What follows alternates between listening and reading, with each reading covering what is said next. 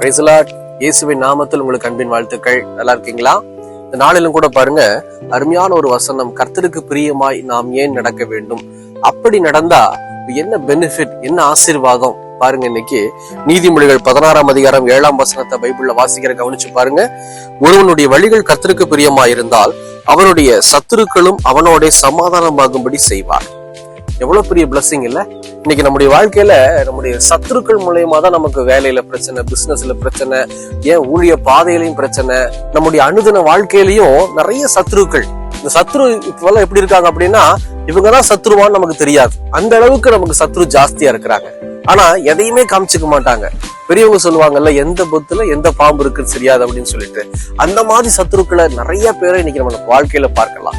ஆனா இப்படிப்பட்ட சத்துருக்களை கூட தேவன் நமக்கு சமாதானமாகும்படி செய்வேன்னு வாக்குத்தத்தம் பண்ணியிருக்கிறார், எழுதி கொடுத்திருக்கிறார். எப்போ? அவருக்கு பிரியமாய் நாம் நடக்கும் போது. அதனால சொல்றேன், நம்முடைய வாழ்க்கையில இயேசு கிறிஸ்துவுக்கு எது பிரியமோ அந்த பிரியமுள்ள காரியம் நிறைய இருக்கு. நம்ம ஒவ்வொன்னா தியானிச்சுட்டு இருக்கிறோம். அதை அறிந்து நாம் செயல்படும் போது நமக்கு ஒரு பெரிய பிளஸிங் என்ன தெரியுமா? நம்முடைய சத்துருக்களை கூட தேவன் சமாதானமாகும்படி செய்கிறேன்னு சொல்லி எழுதி கொடுத்திருக்கிறார். அப்படி சமாதானமாகும்படி செஞ்சா நம்முடைய வேலையில ஆசீர்வாதங்கள் தங்கி இருக்கும், நம்முடைய பிசினஸ்ல ஆசீர்வாதம் தங்கி இருக்கும், நம்முடைய வீட்டுல, நம்முடைய எல்லா காரியத்திலையும் பிரச்சனையே இல்லாத ஒரு வாழ்க்கையை நம்ம வாழலாம். இதுதான் மிகப்பெரிய ஒரு ஆசீர்வாதம் நான் நினைக்கிறேன்.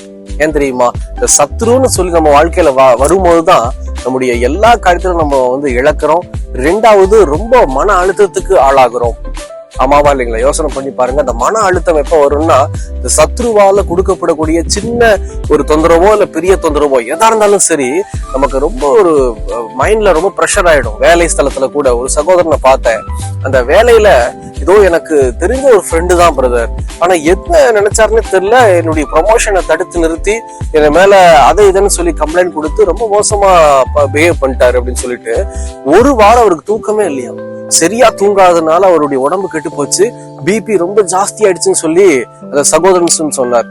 அப்போ நம்முடைய வேலை ஸ்தலத்துல கூட பிரச்சனை வருது அப்படின்னா இந்த சத்ரு தான் மெயினான ஒரு காரணமா இருப்பாங்க. இன்னைக்கு நம்ம ஃப்ரெண்டா இருக்கலாம், ஆனா நாளைக்கு அவங்க சத்ருவா மாறுவாங்க, மாற மாட்டாங்க, நமக்கு தெரியாது. ஆனா நம்ம ஒரு வாழ்க்கையை வாழ்ந்தோம் அப்படின்னா அந்த வாழ்க்கையில தேவன் நமக்கு சத்ருக்களை கூட சமாதானமா மாற்றுவேன்னு எழுதி கொடுத்திருக்கிறார். அது வேற யாரும் இல்ல, நம்முடைய ஆண்டவராகிய இயேசு கிறிஸ்து. அப்போ அவருக்கு பிரியமா நடந்துகிட்டோம்னா போதும், நம்முடைய சத்ருவை கூட தேவன் சமாதானமாகும்படி செய்வார், நமக்கு வாழ்க்கையில் ஆசீர்வாதத்தை கொடுப்பார். விசுவாசிக்கிறீங்களா? இன்னைக்கு உங்க சத்துருக்கள் எல்லாம் இன்னைக்கு சமாதானமாகும்படி ஆண்டவர் செய்ய போறார். எப்படி தெரியுமா?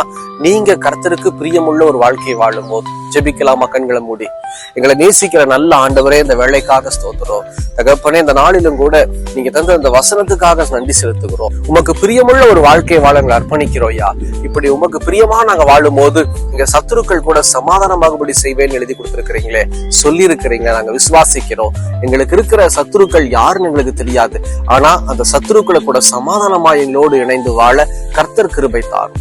மீதியான வேலை பொறுப்படுத்திக் கொள்ளும். இயேசுவின் நாமத்தில் பிதாவே, ஆமென், ஆமென். தொடர்ந்து ஜெபம் பண்ணுங்க. கர்த்தர் நம்மை ஆசீர்வதிக்க விரும்புகிறார். கர்த்தருக்கு பிரியமா நடந்துகிட்டோம் அப்படின்னா கர்த்தர் நம்மளை வெகுவாய் பலப்படுத்துவார். God bless you.